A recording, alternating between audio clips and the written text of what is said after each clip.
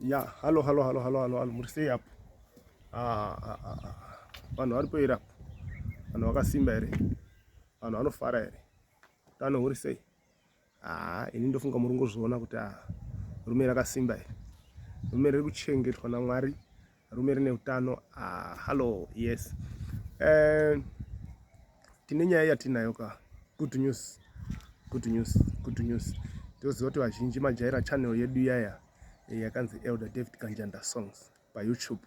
Kuya kwatinowana mangoma Elder David Kanjanda, kwatinowana music, kwatinowana dzimbo dzechitendero, kwatinowana mavideo, right. Tauya neannouncement panapa yakanaka.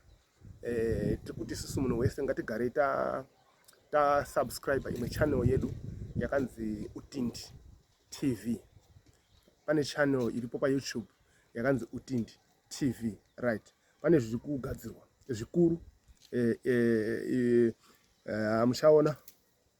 Muchaona henyu, handi nhasi ndi 1 August. Unofanira kusvika musi wa 15 August watosubscribe, nekuti pane zvinhu zvichaiswa ipapapo. Anonzi makungundengu ari kuuya ipapapo. Hatichatauri kuti zvinyi.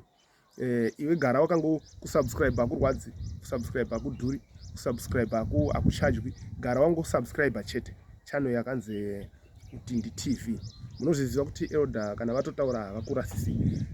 Munotozviziva imi kuti Elder kana vatotaura zveshuwa pane zvinenge zvichida kutoitwa, ende pane zviri kuda kutoitika. Takataura paya tikati pane zvatinoda kuita muna Mei. Takazviita wani. Tikakanda damba refu redu riya rakanzi pamuchinjikwa. Tikati gare tikaita song yatainamatira baba Guti pavakasvitsa 100 years paya, right. Apa Mwari pavazovatora vaenda kumusha, takaita futi iya inonzi Mwari wababa iya kari kupisa, kaenda ikako karira muzayoja tisingaiti. Karira muzayoja, but we are not focusing on only kumazayojen. Tiri kuda munhu wese, kuti anzwe soko, munhu wese azive Mwari, munhu wese azive Jesu, munhu wese anofana kuzwa kuti denga nderangu. Ndiri muumambo hwaMwari, achifamba panyika pana pachirarama, rarama uchiziva kuti ndiri muumambo hwaMwari. Nokuti panapa pane umambo huviri, Mwari naSatani chete. Satani ndo mhando yedu, ndiye muvengi wedu uya, ndiye atiri kurwa naye, ndiye atiri kurwisa. Pese patete tichiemba paya tichiwawarira kuti zita raJesu rikudzwe. Zita raJesu rikakuzwa, Satani tasa.